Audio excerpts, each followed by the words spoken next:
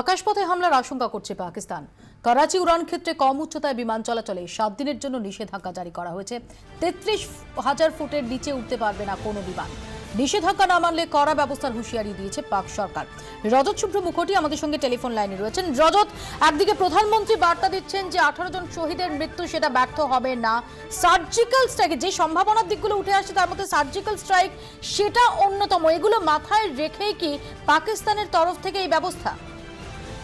পাকিস্তানের তরফ থেকে উড়ি অ্যাটাকের পর এই নিয়ে দ্বিতীয়বার এই ধরনের নিষেধাজ্ঞা আরোপ করা হলো।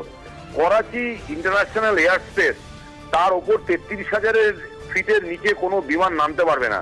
করাচি ইন্টারন্যাশনাল এয়ার স্পেস খুব কাছাকাছি হচ্ছে গুজরাট এবং রাজস্থান বর্ডার, এবং তার ফলে যে এই নির্দেশিকার ফলে যে সমস্ত বিমান গালফ রিজিয়ন থেকে উঠছে, উড়ে যারা করাচি ফ্লাইং জোনের ওপর দিয়ে এয়ার স্পেসের ওপর দিয়ে আসে, তারা আহমেদাবাদ দিয়ে দিল্লি রুট হয়ে বিভিন্ন দিকে ছড়িয়ে যায়।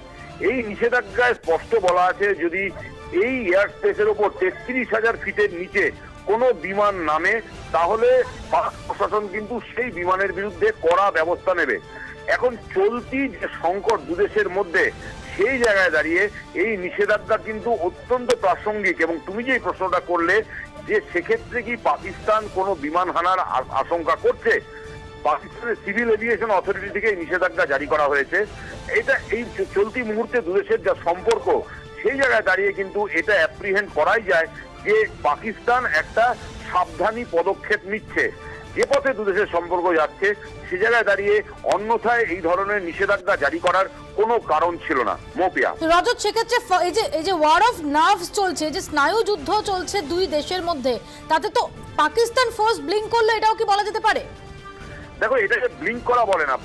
ব্লিঙ্ক করা মানে প্রথম আমি যদি তোমাকে কোনো অ্যাটাক করি, সেক্ষেত্রে পাকিস্তান এক্ষেত্রে যেটা করছে, পাকিস্তান কিছু সাবধানীমূলক ব্যবস্থা নিচ্ছে এবং পাকিস্তানি মিডিয়া বা পাকিস্তান কূটনৈতিক মহলকে দিয়ে ইন্ডিয়ার উপর একটা প্রেশার তৈরি করার চেষ্টা চলছে। এই জায়গায় কিন্তু আজকে খুব গুরুত্বপূর্ণ আরো দুটো জিনিস হয়েছে।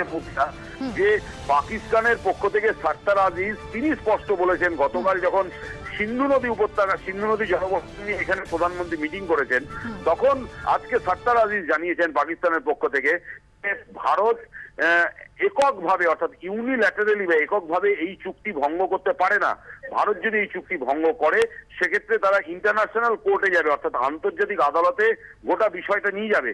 তার ফলে একদিকে উড়ি অ্যাটাকের পর থেকে দুদেশের মধ্যে কূটনৈতিক সম্পর্ক যেই পথে এগোচ্ছে, তাতে কিন্তু চাপান উত্তর লক্ষ্য করা যাচ্ছে। একটা টেনশন রয়েছে, কিছু দুদেশে কিছু ব্যবস্থা নিচ্ছে। মোপিয়া, রজতের পাশাপাশি মার্কিন যুক্তরাষ্ট্রের কোনো বক্তব্য পাওয়া গেছে বলে আমরা শুনতে পাচ্ছি, তোমার কাছে যদি এই সম্পর্কে একটু বিস্তারিত জানতে পারি।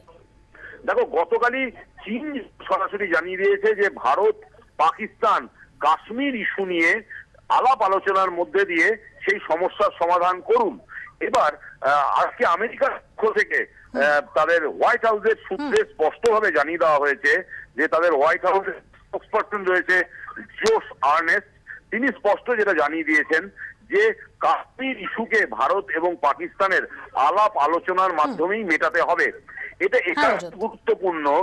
পাকিস্তান চাইছে আমেরিকা এই যে দুদেশের মধ্যে কনফ্লিক্টে অংশগ্রহণ করুক এবং কাশ্মীরকে তোমার বিতর্কিত এলাকা বলে ঘোষণা করুক। রজত, ধন্যবাদ। রজত শুভ্র মুখোটি আমাদের সঙ্গে এতক্ষণ টেলিফোনে কথা বললেন।